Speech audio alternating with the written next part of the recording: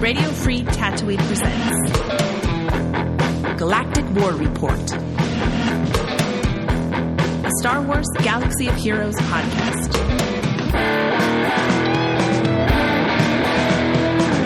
Boshuda, fellow Holotable hustlers. You're tuned in to Galactic War Report, a Star Wars Galaxy of Heroes podcast that's better than some and worse than others. I'm Sean, a.k.a. The Other Sean, and sitting across the Holotable from me is Josh, a.k.a. The Golden Pop-Tart. So I just want to say that right now, with these bonus drops, like, we didn't know this was going to happen. It's just a nice little thing. Now, I got to ask, I did see a lot of people's drop rates. Was yours above 1%? You know what? I tracked it for my first couple like energy spends, and I think it was. It definitely was. I think overall I'm probably still over 1%, but like I'm not tracking anymore. I think my first few I was like, sweet, I got like 4 Zetas or something like that, you know. That said, out of a full day of it and hoarding for a full day, or most of a day, whatever, I don't have a Zeta put together yet. So it's not a ton, but it's something. Yeah, I've had wonderful ones. So that when someone said it was like in the 1% range and it's horrible, I'm like, man, I just got lucky. So yeah, thank you, RNG. I appreciate that. I was able to do a Zeta and a half. Oh, look at you. Jesus has smiled upon you. I know, right? I love it. Right. Not a lot this week, though. Yeah, we've got those bonus drops. And that's it for news. Yeah. That's the story. All right, so who you grinded? There you go. This. No, we're going to talk about the drops. We're going to talk about some rumors, some things happening in the game right now. Let's hit that rumor mill later. Ooh, you're ready for it. He's got an action figure, y'all. Here we go. But first, let's celebrate some Blurf days.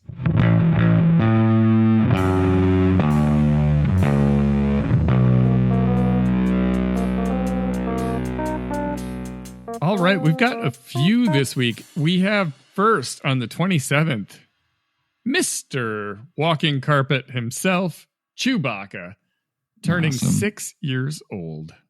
Wow. I mean, the smell of a Wookiee after 6 years and in service in a war, I'm telling you. I mean, it can't be good hanging out with Han Solo, who I'm guessing also doesn't smell great. Or he just has that. You get nose blind. And like, if you have pets, you don't smell it, but someone else comes over and like, ooh, this place smells like a dog. I bet Han's got that for the Falcon. I bet other people step on board and they're like, ooh, you got a Wookiee on here? I mean, I think about a dog going outside and coming back in and just the smell that's just there. I mean, yeah. And I mean, there's a lot more Wookiee than my old Cairn Terrier. I mean, yeah, that's a whole lot of Wookiee. I'm reminded of the behind the scenes story of the first movie that, like, when they're all in the garbage chute, Chewie is, and it totally works. Chewie is not down in it with them. He's up against the door, like banging on the door, like someone's going to open it. Of course, no one's going to open it. But he's up there, like hiding from the water, which is because they couldn't afford to clean the Wookiee costume if it got wet. So, like, they had to keep him out of the water or it was going to get gross, and they just couldn't deal with that. And I think that it's a happy accident, because in the final cut, it just looks like he's being a little punk about it. I know, like, right? When you try to take your dog out to use the bathroom, but it's raining, and they're like, I ain't going out there. You know, it really gives that kind of vibe. So that's Chewbacca. Man, back in 2018, you had to earn Chewbacca with bounty hunters. Wow. And you didn't have Grief. You didn't have Mando. You had some crusty old bounty hunters that could not really get the job done. Not fun. And I think it's probably still pretty hard. I bet so. I mean, I think when you unlocked him, if I remember correctly, it was not a walk in the park. No, it was not. Yeah, that was difficult. And I didn't have, I mean, man, I did do it before. Yeah, I did it a little bit later than the most, obviously, but I didn't have Mando yet. And I did redo it after getting Mando and just being able to eliminate. That was a lot easier, but I do remember that one being tough. Not like, Phoenix team against Thrawn tough, but it was a good one. Yeah, I mean, that was definitely a tough one. And that was similar to 3PO's event, how like when it came out, you just didn't have the tools to get it done without weeping. And so we wept. But great character. And definitely. The way he's stuck around, I mean, obviously as part of the CLS team, but also a good role player if there's some weird challenge or a weird feat in Conquest where being able to guard someone really can pay off. And his AoE buff dispel is awesome too. So great character. We love you, Chewie. On the 28th, we've got BB-8 turning 7 years old and IG-2000 turning 6 years old. So BB-8 in 2017, I forgot. Yeah, he wasn't in the original release of Force Awakens characters. He was later because he had his own special little droid event thing. I wish though I'd like him to be a bigger part of the game now. Yeah, he is kind of like you used to be able to stick him on a Grievous team. Now there's enough Separatist droids that it really doesn't make a whole lot of sense. And, lore wise, it never made any sense. But even on like Resistance teams, he's kind of an oddball. I mean, you got Zori kind of owning that Finn team, and you build around that synergy with Finn and Poe. And then you've got Rey, which is either going to be a UFU team or some combination of UFU Resistance. So you end up with these leftover Resistance trooper, pilot. They get no love. Yeah. Poor BB-8. I know. Honestly, I feel like Resistance hero Poe kind of gets left out now too. Maybe he gets slotted onto the Finn team, but it's kind of an oddball situation for Resistance. Similar to First Order. It's kind of weird trying to put two teams together. In Territory War, you can use Phasma, and we do sometimes. But it's just kind of, you end up with all these pilots and troopers, and like, what the heck am I going to do with you, Executioner? I know, right? I mean, I love for them to work. I mean, I know it's not possible to always have characters just work all the time, but yeah, it feels like the ones that have as much screen time, they should be able to have screen time in the game. I'm looking at you, Farm Boy Luke. I know, right? You got no game time. There was never a time where Farm Boy Luke was the answer, Yeah. Even in the early days when like DPS kind of like IG-86 was a great attacker. We loved IG-86. Oh my goodness. Or Stick Ray was just amazing. Farm Boy Luke, he hasn't had his time yet. We'll see. Maybe someday. Who else do we have? Oh, and IG-2000. Fun ship.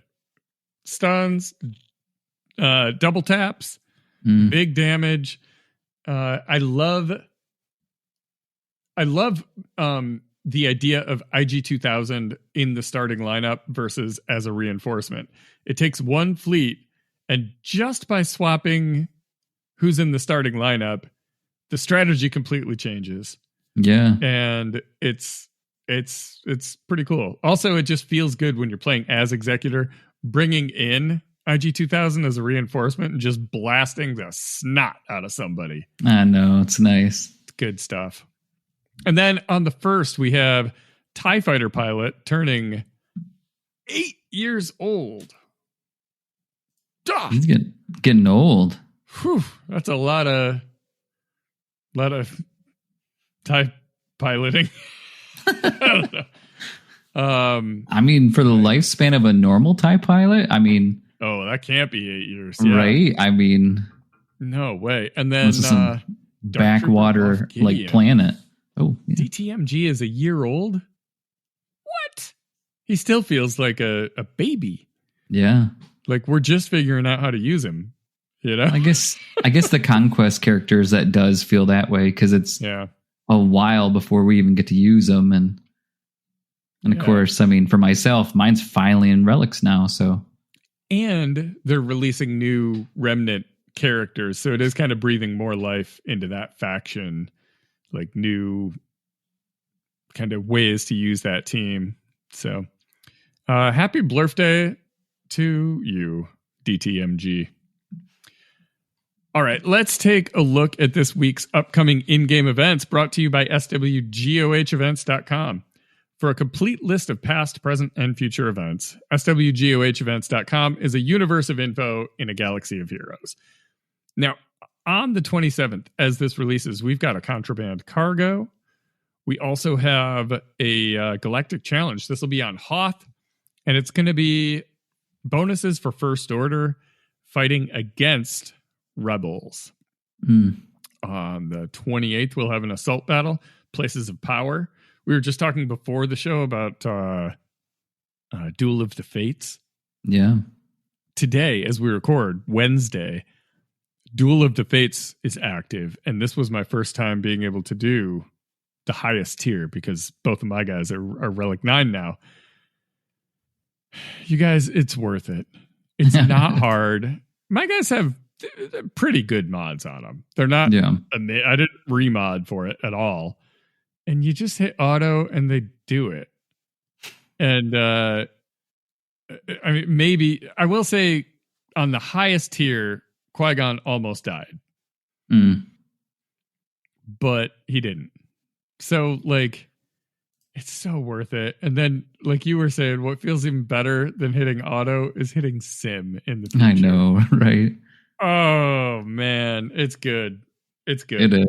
It's so, I mean, because it feels like, again, with these characters, anytime you go into Relic 9, it has to be worth it. But I'm sorry, 21 million crystals with droid brains, not crystals, sorry, credits. And then also, too, you do get crystals through this, too. It just totally makes sense. And then to make it to where I don't even have to try, I just have to, like that sim button. Free stuff once a month. Oh, give me man. free stuff. Lots of free stuff. Perfect. That really is nice. And my my crystal hoard and my credit hoard just feel nice right now. I feel like I'm doing all right. I just got my holiday bonus, you know? Oh, nice. It just feels good, right? It wasn't taxed at 46%? No tax whatsoever. Nice. So, yeah, Assault Battle, Places of Power. We also have on the 29th, we've got a couple things, a Ghosts of Dathomir, as well as a Smuggler's Run 2. Let's see. On the 30th, we have a Mega Battle on Jakku, as well as Stardust Transmission, the Fleet Mastery for Profundity. We'll also have a new Galactic Challenge. Don't know the deets just yet. And it's Monday. We're going to be starting a conquest. I'm not ready yet. I mean, I'm not either. I'm better, right? So like when I look at Night Sisters, we finally have a little bit of Zetas in there, at least 2 Zetas, one to Marin, one to Talzin now. So, I mean, I'm hoping I can just do a tiny bit better, but sure. Yeah. I think by the 3rd one, I'll finally be okay. Yeah. It's just, I'd say my outlook going into this next conquest, let me just say, let me get this out of the way. On the 3rd, we've got a Fleet Mastery for Home 1. Totally not exciting, but now we've said it all. Now back to conquest. I think going into this, I'm going to try and do like basically the same thing I did last time, but stress a little less toward the end now that I know a little more how it works. keep in mind those amplify agonies. Those with Riva, and then you get like 3 of those with Riva, and then whoever you need to survive the battle. Your 1-star character doesn't matter. They will survive because as soon as an enemy takes a turn, they die. So hopefully I can score some of those. As always, the data discs matter a lot. Yeah. Without Amplify Agonies, like a stupid number of Amplify Agonies, I would not have max created last time. No way. That Geo Spy surviving, get out of here. There's no way. Right? It's hard enough winning with Geos in Sector 3 or 4, whatever that was. I think 3. Sector 3 just... Ugh. It was a rough one. I mean, not fun. And again, I mean, by the end, I should be in a better spot. I had 1 agony last time, and that was it. And so I was great through like my main teams to get through it. And I think that time I focused so much more on surviving than I think I should have about later on. But yeah, I mean, I'm not going to, I mean, by the time that he's unlocked, you know, we're not going to have GL Ahsoka, so I'm going to be okay. Sure. Either way, you know, that's kind of the best. Like, looks like a wonderful character, and I absolutely can't wait to unlock. But on the other side of it, I mean, it's not going to move me any closer to where I need to go, even if we die. Of the puzzle. Yeah. I mean, he looks kind of plug and play, so there is that. I mean, he looks awesome. It's kind of like, just be patient. You'll get it all. It will all fall into place, and then you'll have that awesome team. So, yeah. Let's see. That's it. That's it for events. So before we dive into this week's top stories or top story, a quick shout out to our fantastic Patreon supporters. If you enjoy what we do and you want to be part of our exclusive community, head over to patreon.com/Galactic War Report. Your support makes this podcast possible. And you even get access to the VIP section of our Discord server for some behind the scenes banter. Now then, punch it, Pop-Tart. All right. So, like you said, the single thing that we saw here, which is a very nice thing, is we talked a little bit about the bonus drops. And let's talk a little bit just about kind of what is in these drops. Because, again, they're like bonus ninjas, right? Like, they just don't tell us. We just kind of, bam, bonus for a moment. But we'll take it, right? So I think the idea behind this is really going to focus on players that need to really get some of these characters up a little bit higher. So, and then for the people that do have those characters, you get the other side of the bonuses. So here it's kind of how it works from 925 to 927. Again, by the time you hear this, you've already lived it. So thank you. On the mod side, it's either going to be, which I call it just regular Cairo, but it's weird, but the MK9s are the second Cairo. They're not the real ones. The Kairos. Right. Or if you already had Cal Kestis, you get the Kairos. But if you don't, then of course you get your Cal Kestis shards. Now on Fleet, it's either Ninth Sister or MK9 Cairo, which again is the second tier ones, in my opinion. Cantina, which is really nice. It's Fulcrum or Zetas, which is outstanding because right now I'm doing 3 refreshes for Cantinas already. So we'll take anything we can get. Bonus. Yeah, sure. This one, I won't lie, it's kind of a wah, but I mean, to somebody it matters, right? So either you get Seer or Omegas. And I mean, I don't have an Omega problem. Do you got a problem with Omega? Good Lord, no. I know, right? Let me see how many Omegas I have. I'm gonna flex for just a second. Right. I wonder if you actually have a character that doesn't have an Omega. I don't have any characters. I have 1,355 Omegas right now. Wow. Yeah. See that's a lot, right? So I mean, I passed the point where those are a limiting agent for me. You know. Yeah, I mean it's at the beginning. It's definitely there. So I hope that if someone has Seer and they don't have Omegas, then you are happy. So one thing I wanted to bring up, one thing I was going to bring up too on this is again. the drop rates itself. I know it's a conversation that's out there. We talked already at the beginning about it. You know, some people are saying this is really kind of the worst drop rates that they've seen. But the thing is, to me, it's like not really like a double drop. It's more just like a bonus drop. So like, if you had 0 and someone gives you 1, that's still better than 0, off. Right? Yeah, you know, sure. It's This is the thing is, this is like the new normal. When they do these additive drops, that's how it goes. These aren't double drops. It's not a times 2. There's not like an expected thing. This is just like, there's going to be some extra stuff. And so in the past, like in the way back, I don't ever hoard for this stuff. And then occasionally I would kind of start, like I got myself disciplined to where I would hoard for a couple days. Now, it almost never makes sense to hoard for anything anymore. Yeah. I will say Galactic challenge or chases, when a new ship comes out, that's usually still worth it. But these other things, don't knock yourself out, man. These are not S tier rewards. You know, this is just some stuff. And that's how this stuff is basically going to be going forward. Massive hordes. I don't see them being a really good long-term strategy. Again, I think those days are done. Like I said, with the caveat that Galactic chases, because the drop rates on those are usually still pretty good, and they're so important because ship grinds are insane.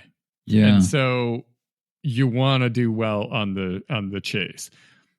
Speaking of which, Punishing One is supposed to be coming out soon. Did they say if that's going to be a chase or how it's releasing?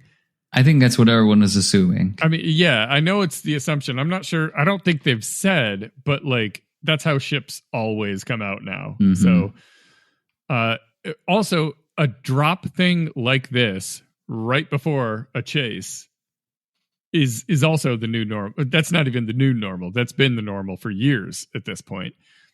So they try to get you to spend all your crystals with something silly like this. And I mean, it's not always silly. There was the additive drops around Leia where Drogon and Nisa and all that stuff. Those made sense because they were newish characters. That's like if they did additive drops now for, instead of Cal and Fulcrum and stuff, if it was like Night Trooper and Nibbler and Morgan and whatnot. Well, I think then we'd be having a slightly different conversation. But yeah, definitely. But for now, the most lucrative thing, if you don't need these shards, is, I guess it depends, Zetas or Kairos, depending on where you're at. But those are both pretty close. For me, it's Zetas. Like Kairos aren't really an issue for me either at this point, because I'm just like, who would I be upgrading that needs? Who do I need to upgrade? They're all under 7 stars, so I can't do much. So yeah, I don't know. I didn't get too jazzed about it. I just waited till literally the day before. I did all my dailies the day before, and then bought some refreshes before midnight. And the next morning, this morning as we record, went after it. But, I'm not doing the multi-day hoard. I'm not doing the math. There is no math to do. Just buy some extras if you can, and don't go crazy on it, because that's how you hurt yourself. There you go. That's how you get angry at the game. Because I mean, again, it just goes back. It's always, if you have one more than you had the day before, and there's no reason other than just the fact that they are just doing it, I'm good. But I mean, I do think for the Punishing One, I'm going to go at that a lot harder than I would have in the past. And Yeah. You know, if it can end up making it to, I know it's not going to beat Leviathan, but if it can just get that little bit better, even if it's going to be something where if I put Executor on defense and maybe this is a reinforcement, even at lower stars, who knows what's going to happen, you know? And or it even just feels, if on attack, I can consistently beat Profundity. there you go. It's worth it. I'd be happy with that. Yeah. Yeah. Yeah. Well, I mean, hey, whatever you guys decided or whatever you did, it's already done now. So it's in the past for you guys. I mean, right? So I mean, next time, don't if you're mad about this, and some people are. I don't feel like the outrage is that strong, though. I spent a lot of time. I don't think so either, too. I don't see that many people. There's a little like snide comment here and there. And that's where it's just kind of the snide little pieces to it. But I mean, again, it's just one of those things where I think every time that we get these additives, it is kind of just a conversation that's there. So I thought chuck it into this one here. So all in all, I'm glad. Give me these little events. Don't make me stress about them. Just give me some bonus stuff. I don't mind it. All right. Now you have on here a conversation regarding datacrons. Yes. And we'd usually need a trigger warning on these.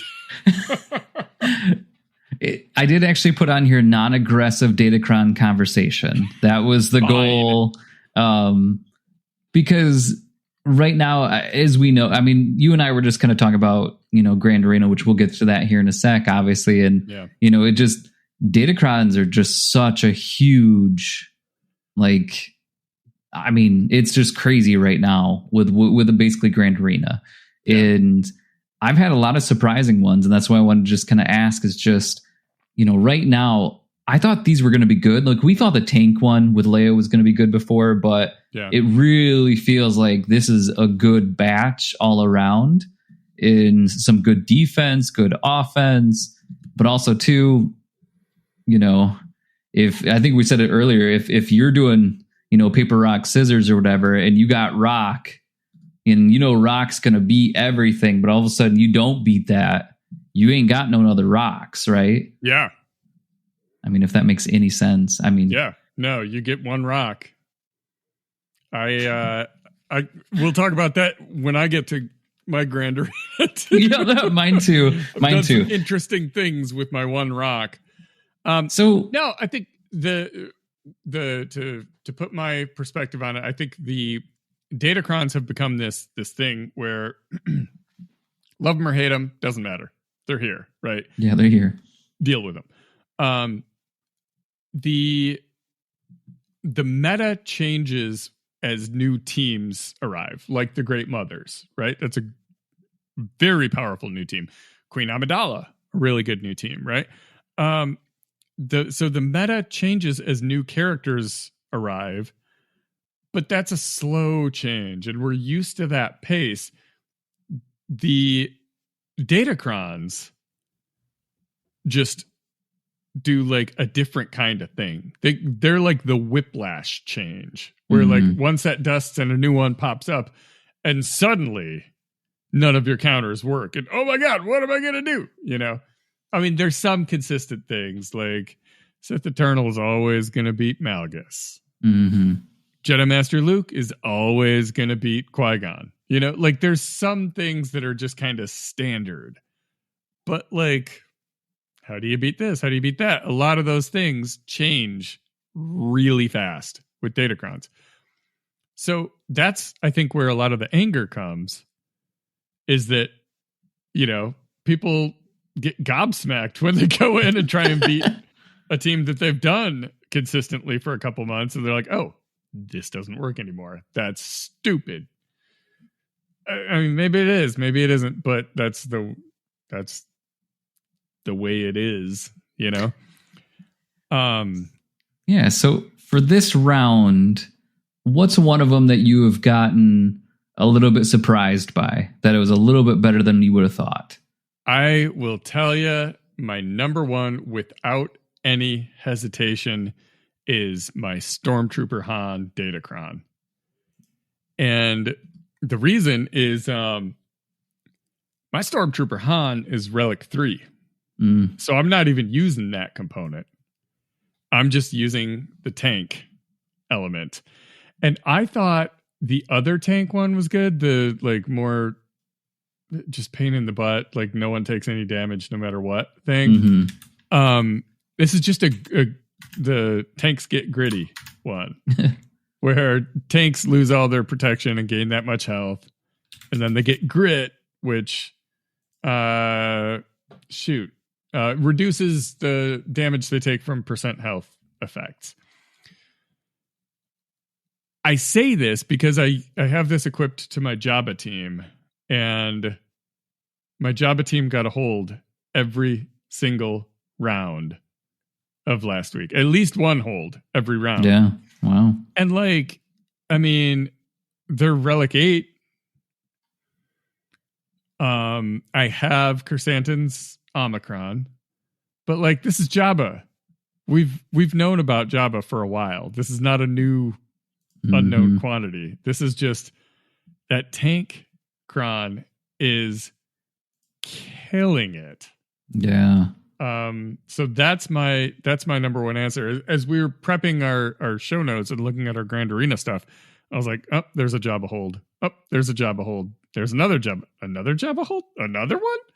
It's just, that's the one thing when I look at datacrons and how they're affecting this round of Grand Arena that I see in my experience that has been a huge pendulum shift. So not even a character specific one, just tank crowns. They're doing it. What about you? What do you got? Yeah, I for mine it was kind of the same thing, going through and looking at the holds, and I started to realize, wow, like I'm using a Rogue One character cron. It's actually POW is going to be the mechanics for level 9, but my POW is gear 12. So I was really trying for the Cassian, and I've refreshed it twice, and unfortunately hasn't happened. But as I was looking in there, I'm like, okay, that got a hold. Okay, this has gotten a hold 5 times, and they couldn't beat it. Oh, there's another hold. Oh, there's another hold. I mean, it's pretty crazy. And so, I mean, obviously there's a lot of defense on here. There's over 230% defense. It's a lot, right? You were reading them off to me. I was like, defense. What? So, and then when you look at it, it's the level 6 that matters. And then so it says at the start of the battle, all rogue allies gain 100% offense. Jeez, oh Pete's reading is fun. 100% max health, max protection, 60% offense, 20 speed. And if Jin's on the team, then she just assists every time someone uses an ability.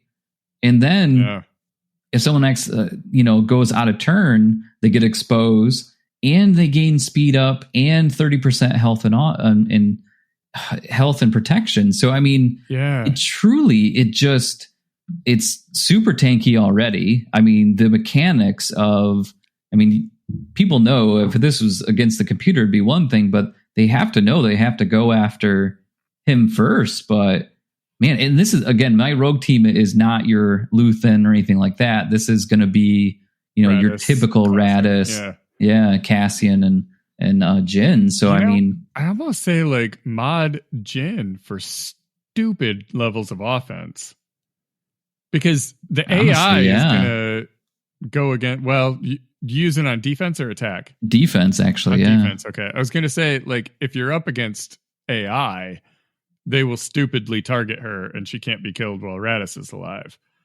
And so her health survivability matters none, because she'll just go down to 1 hit point and chill.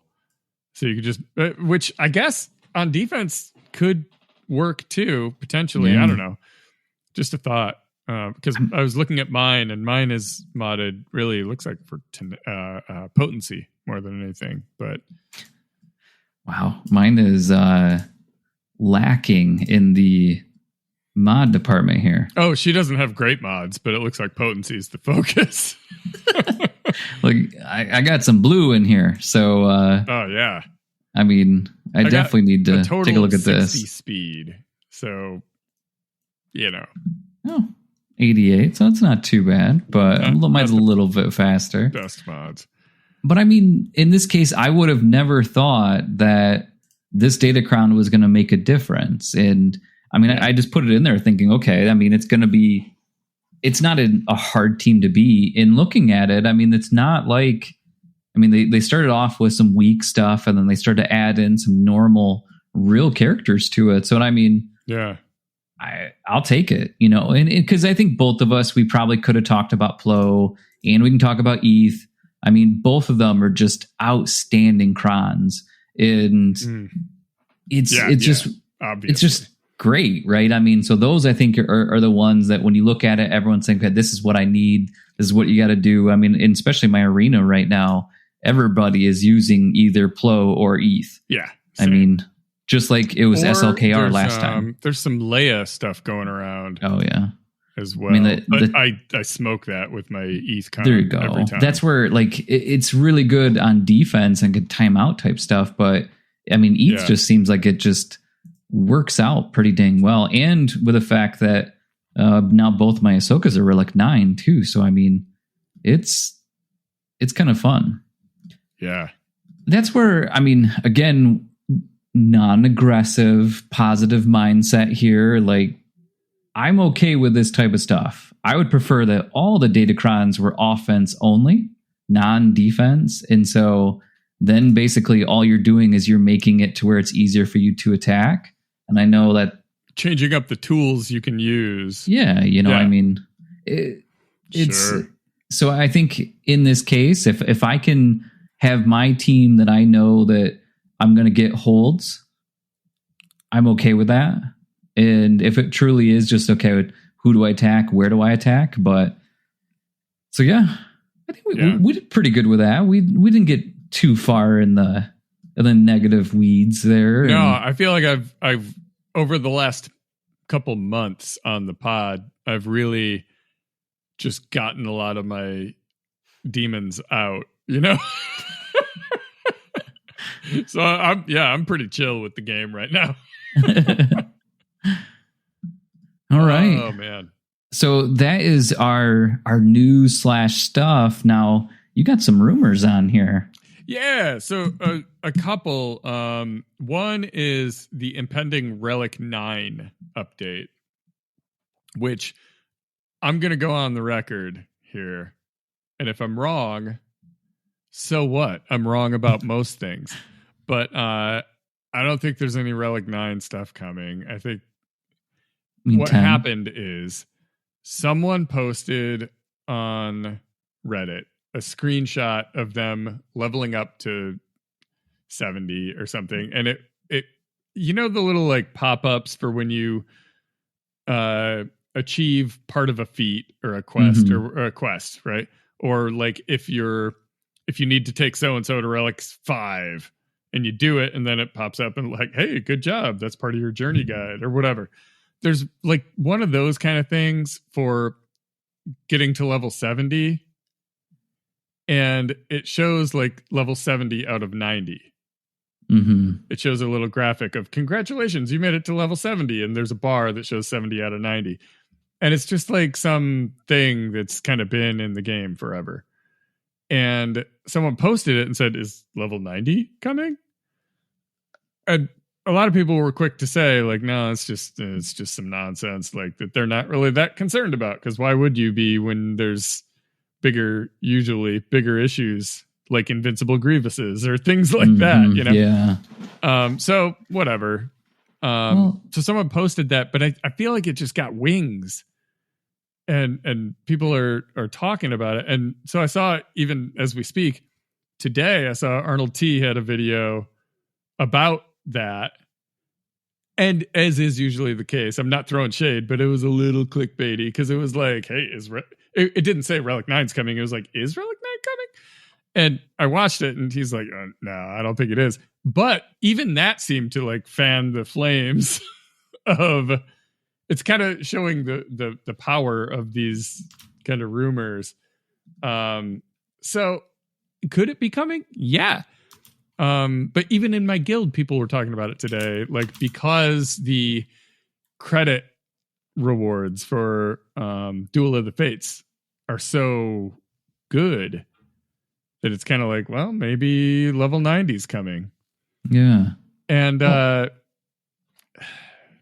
maybe it is, but I don't actually see evidence of it. Any more than I have at any other time. It just doesn't feel like convincing to me. I mean, I think too, and I did see some people talking about this as well. Like when it comes to 85 to 90, what is the biggest difference that we've seen? It's like most of the boss characters are level 90.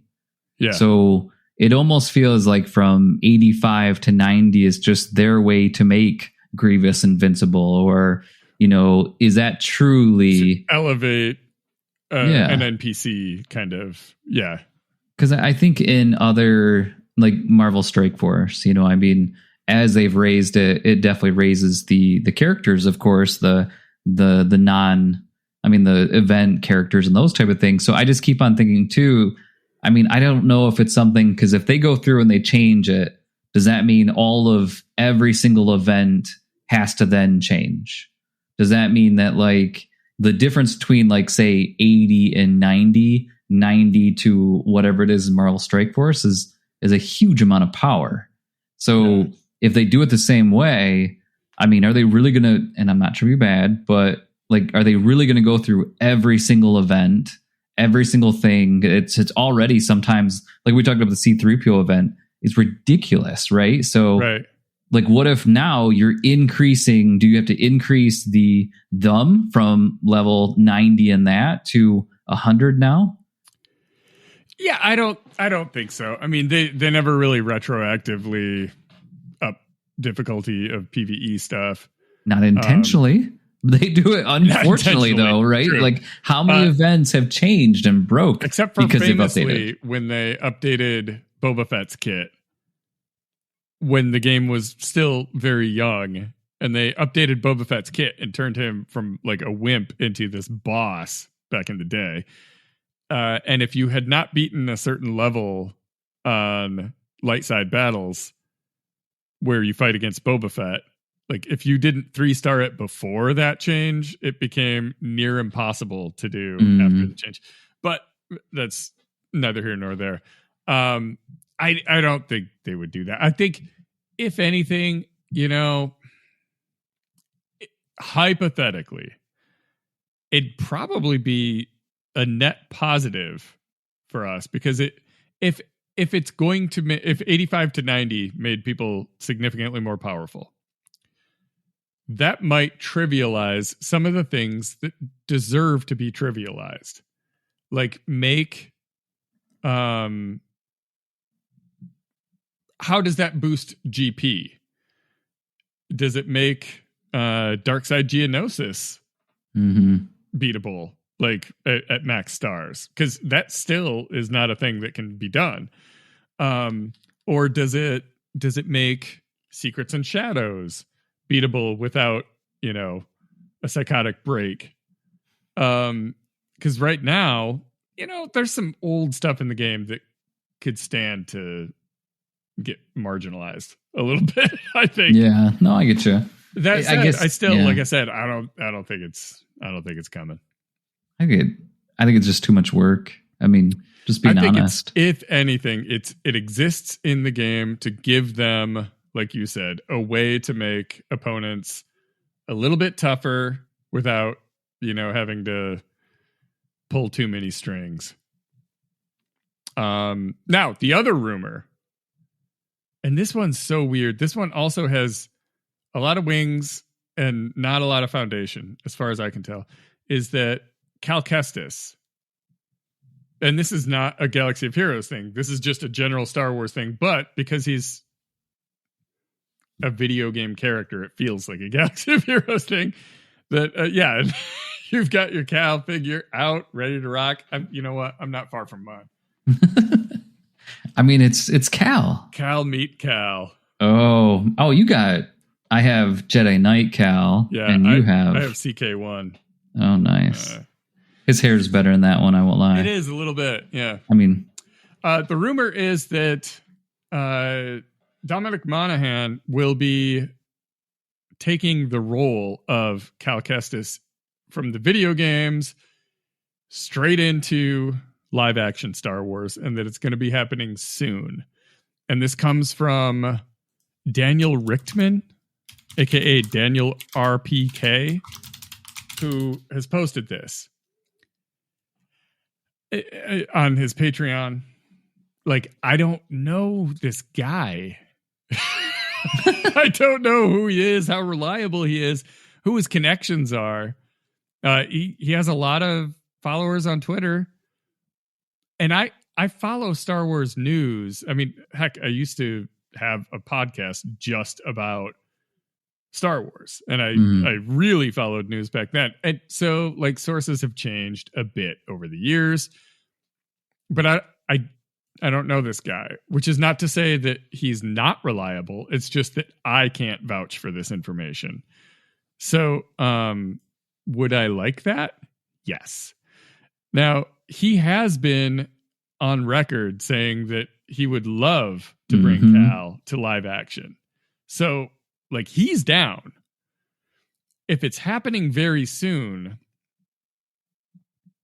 what are we talking? Like, Skeleton Crew? Does he show up in that? Does he show up in Mandalorian and Grogu? Like the feature film? A future season of something else? He could be in Andor season 2. He could be in the next season of Ahsoka. Any of those. I'll take all of them. I'll take them. I think timeline wise, it would make sense for him to be in, like, I don't know. They could make it work with whatever, but I think Ahsoka or Andor makes sense from a timeline thing. I guess Mandalorian's right in that timeline too. But yeah. So I think that's it, right? Yeah, that's the show. Let's give a quick little Grand Arena. Let's give them what they want. We didn't give them any like hard news, so we can take up a little bit of their precious time. How'd your week go in Grand Arena? I mean, this sometimes feels like some hard news to me. I mean, so I didn't do too bad this round. Ended up going 2 out of the 3 wins. And here's remember though, it's in Kyber 4, so don't feel too happy for me. I started off with a loss, unfortunately, and this is one of them that we go back to that Datacron conversation. But so this was against Ozymandias, which kind of fun there. One thing that was enjoyable was Bane and C versus Jedi Master Luke. That was kind of nice and easy. Sure. Then got to see my first Great Mother. Still weird to say that out loud sometimes. It does but feel odd, right? Yeah. I don't know why. I referred to them on my stream today as the Big Mamas. And I don't know. I'm workshopping it. I don't know how I feel about it. It might last. Well, I will say that my Kenobi definitely didn't have a problem. Easily able to take away. Now the benefit is Plo is very helpful with his cron, so I think that was great and able to get going. Nice. Now this is where the hold started, and so this round, and so they actually got stifled by TO, which is going to be my Traya and Oppress.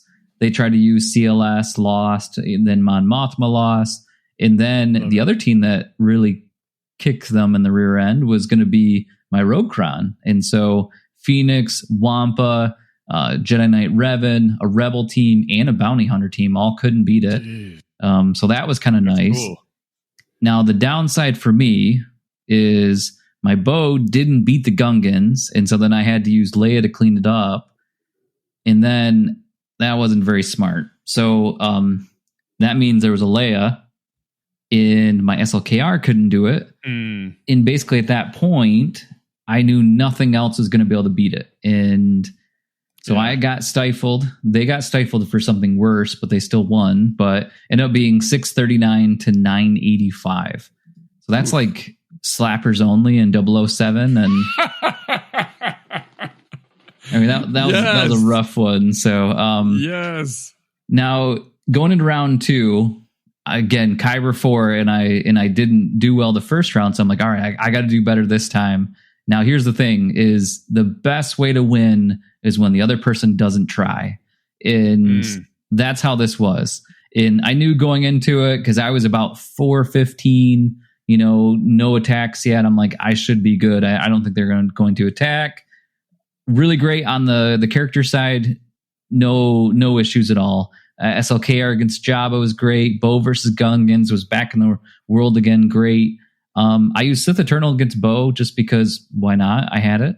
And then, right. Extra Leia matter, was right? easily beat Jedi Master Luke. So it was pretty easy. Then I got to ships and, so against this person was Velis. Well, they were mean in ships and I didn't beat any ships. So, and since they didn't try, I ended up winning 16-24-0.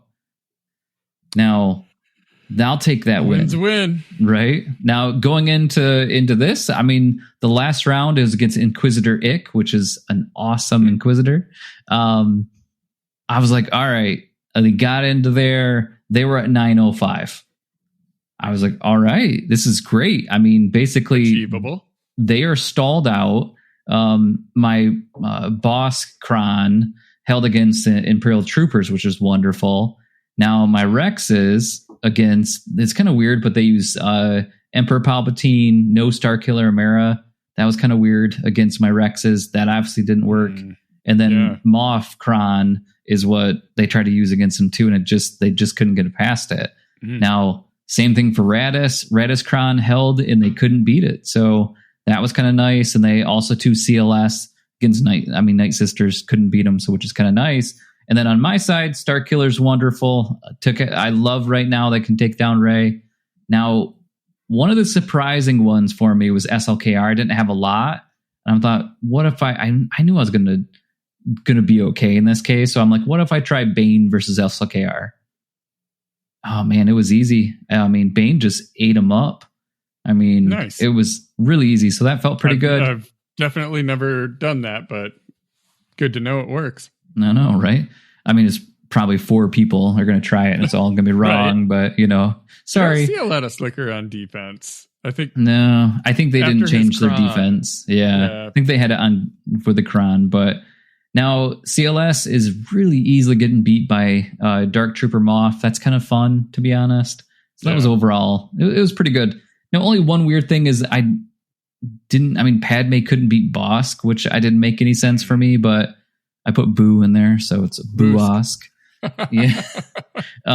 So final on that one ended up being 1576-905. So no full clears, a lot of holds, luckily. But it's Kyber 4, so I mean, it's not very impressive. So the view from Kyber 4. All right. So I mean, I'm like at the lower tier of Coruscant at this point. So let's go up a couple tiers for you.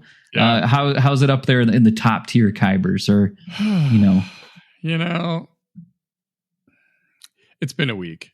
So round 1, I think I had attacked. Yeah, last week I would have attacked, and we'll see. Right? Well, I saw. I lost. I lost quite triumphantly against Nightfall.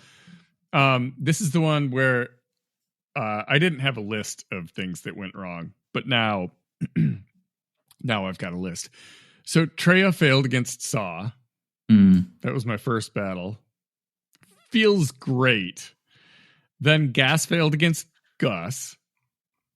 Afra failed against Finn. Jedi Master Kenobi and Bo-Katan both failed against Leia. And I am unhappy about that. On defense, my Jabba did get a hold against Night Sisters, and I feel like that's worth calling out because Jabba is my dude. So round 2, I went up against Romson and did a little better. I put up 2070. And I did that on stream. That's great. They had not attacked. So I'm just some guy dropping 2070 on somebody. Like a hot knife through butter. I chewed everything up. I did Sith Eternal and Watt. to get some extra banners. That was against Malgus. I did Bane against Queen Amidala. And then I did Wampa against General Grievous. Like, hey, man, if you're going to put it there, I'm going to do it. And Jedi Master Luke with Hermit Yoda against Qui-Gon Jinn. And it was just 2070. Come on. So what are they going to put up? Well, it wasn't for lack of trying. They put up 1969. Ooh, that's good. Is a full clear, but like clearly a couple things went wrong. So my Jabba got a hold against Dark Trooper Moff Gideon with the Moff Gideon Kron. Rey got a hold against Jedi Master Kenobi. What are you doing with Jedi Master Kenobi against Rey? That's not where he goes. Dark Trooper Moff Gideon got a hold against Gungans, and Night Sisters got a hold against Jedi Knight Revan. I mean, you got to use what you got, I suppose, right? I wanted to point out on yours too. I'm sorry, I'm rewinding way back. On your round one, they really attacked your Traya with a Mon Mothma. They did, yes. That's like a hard counter the other way. That is never bring Mon Mothma into a Traya fight. You're just asking for it. Okay, so round 3, I go up against Tack. And this was, again, me attacking before they did. I was able to put up 1674. I ultimately got kind of stalled. I think it was just one team in the back, like an Amidala or something, that I didn't even bother trying because I knew at that point, like, I ain't got it. Let's hope they stall too. Yeah, right. So my Bane failed against Traya, and I don't understand how this happened, but first turn, Nyla's head annihilate. Yeah. And I don't know the mechanic that makes that happen. I really don't. Because mine doesn't do that. Like I've seen that before too, where it just starts with annihilate. Mine did it today. Oh, and did it? I don't know how it happened. I was like, oh, cool. Well, neat. I still lost that match, interestingly enough. But yeah, so this round that I'm in right now. On that one, I'm sorry, because it's impressive. My defenses. Jabba got a hold against Dark Trooper Moff Gideon, and then Imperial Troopers, and then Reva, and then Bam, and then Wampa. Like Wampa, they're clearly just throwing the kitchen sink at this thing. Yeah, right. Leia got a hold against Slicker. Los Dos Rexes got a hold against Maul with his little Imperial Super Commando and Gar buddies. Lord Vader got a hold against Bosk, and Rexes held against Rexes also. And then Qui-Gon got a hold against Newt. That wasn't going to work. General Grievous also not working. And Ninth Sister. That kitchen sink is just, whew, it's flying. It's really flying. So they were able to put up 1074, and I got the win. Now, this round, as we record on Wednesday, I just streamed on Twitch. It's available on Twitch and YouTube against Draken Rado. And I didn't have a lot of time, so I'm flying through it. First thing I see is Relic 7 Great Mothers with Relic 7 Morgan and Relic 7 Asajj, which is a strange third, but okay, go for it. Yeah. That was kind of scary. I used Sith Eternal Emperor with Darth Bane. Smoked it. Felt like $1 million.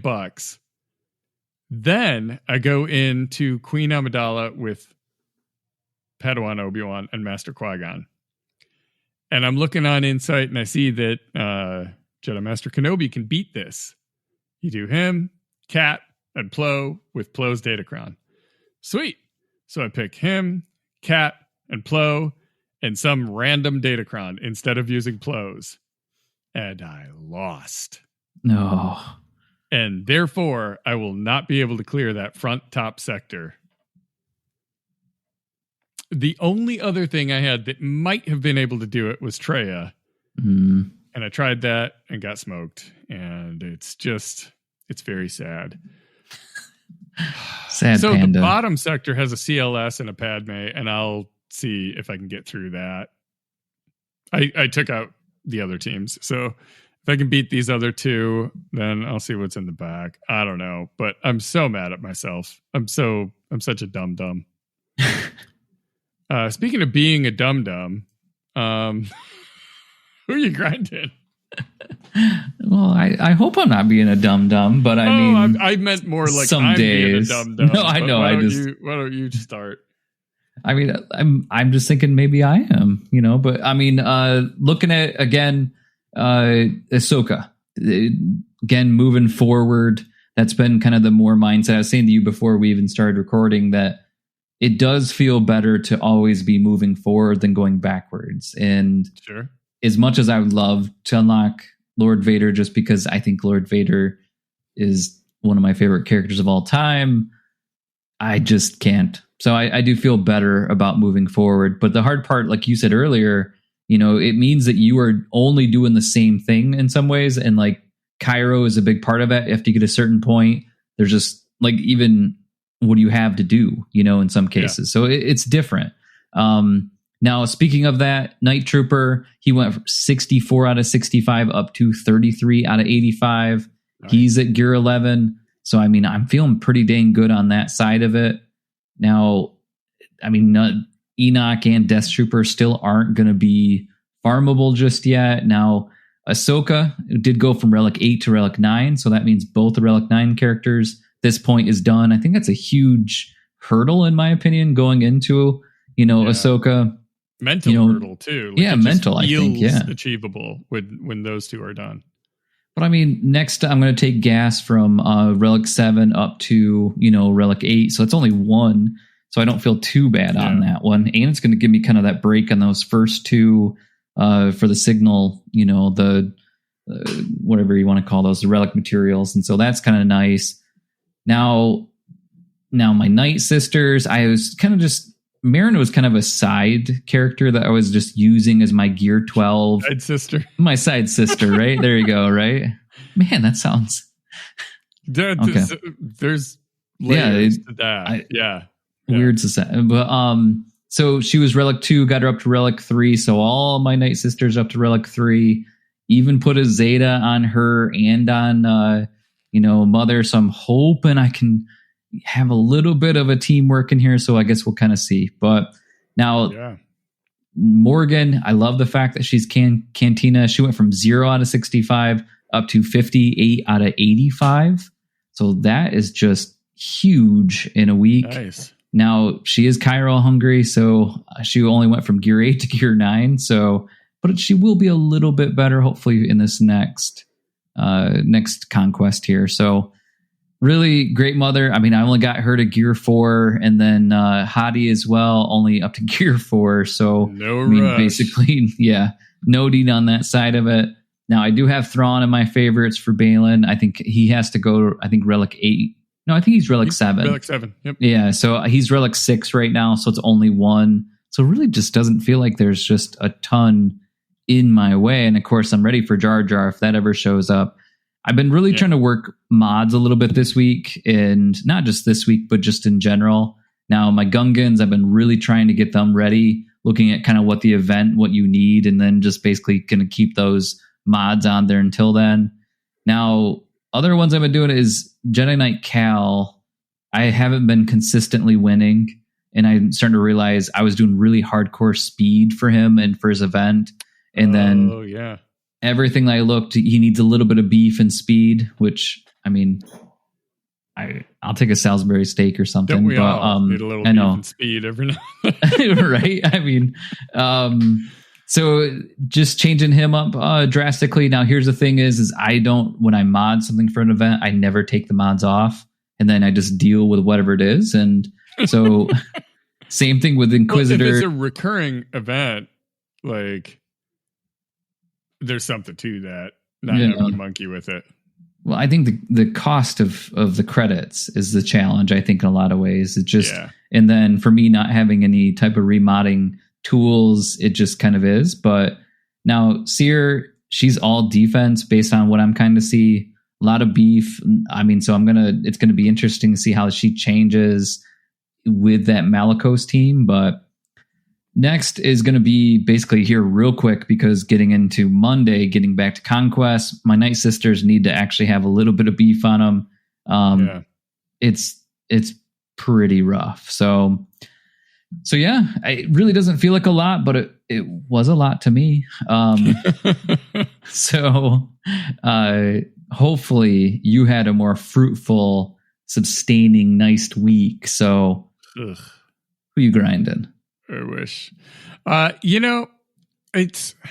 feel like the grind in this game, it slows down. It's slowed down for me in a way that, like, when I get to the weekly segment of who you grinded, I don't have that much to say, because so much of it is requiring me to take someone to Relic 9 or something like that, So I'm not doing a lot of fun little projects, and that's sad. Yeah. So I guess I'll look at it two ways. Here's what I've done, and then I'll talk about what I wish I could do and what maybe I'll do too. So Night Trooper went from 10 up to 38 out of 85. That's it for the Ahsoka stuff. Balin Skull, I gave Great Mothers their Zeta. And then Morgan went from 12 out of 65 up to 6 out of 85. I'm a little behind you because I was still working on getting Master Qui-Gon up to Relic 9. So I had to spend a few days working on that. Speaking of which, I got Master Qui-Gon from Relic 8 to Relic 9. And then Queen Amidala I took from Relic 5 up to Relic 6. I'll be taking her to 7 for sure. Yeah. And I may go to 8 because, raid. And it just feels like with those two guys at Relic 9,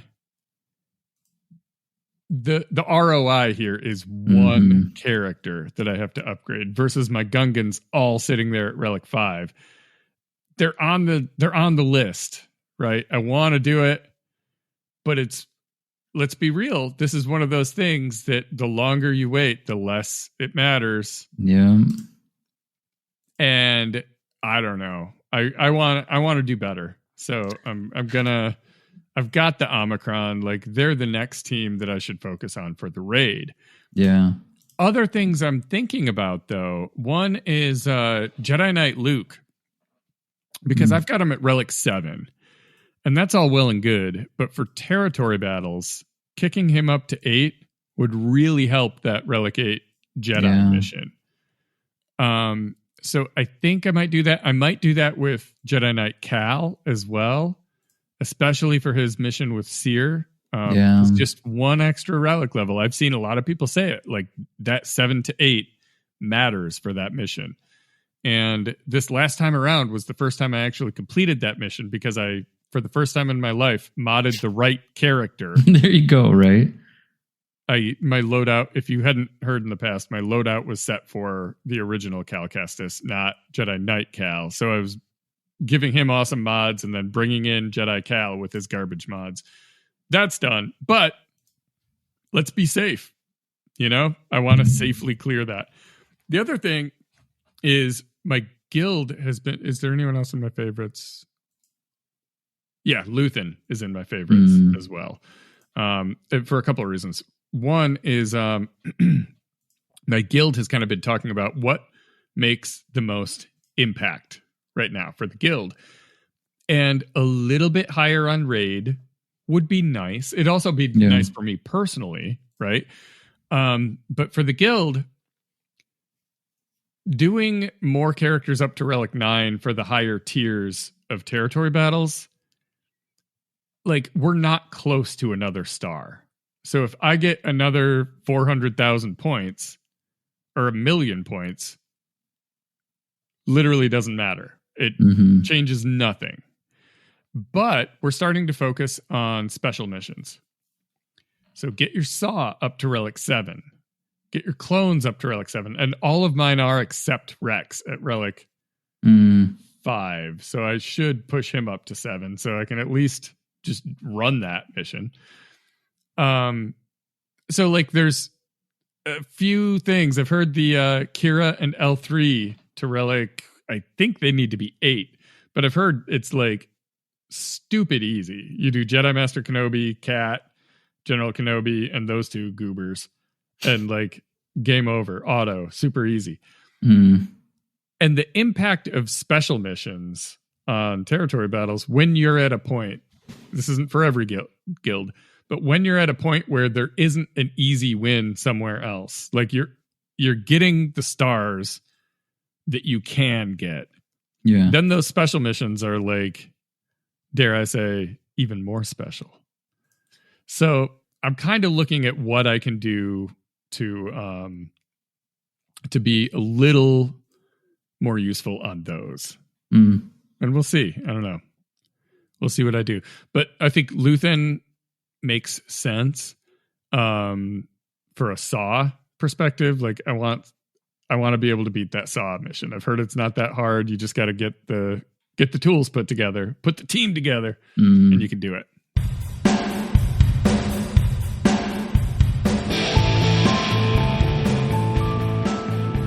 That's all we got for you this week. It may not be the best advice, but at least we didn't recommend you bring Mon Mothma to a Traya fight. If you want to continue the conversation, join our Discord server. It's linked in the show description. Become a real live Jawa by supporting us on Patreon, and share your thoughts by leaving us a podcast review. Big thanks go out to Pabu Appa and swgoh.gg and swgohevents.com for providing all the hard data we misinterpret weekly. Thanks for tuning in, and may the Force and RNG be with you.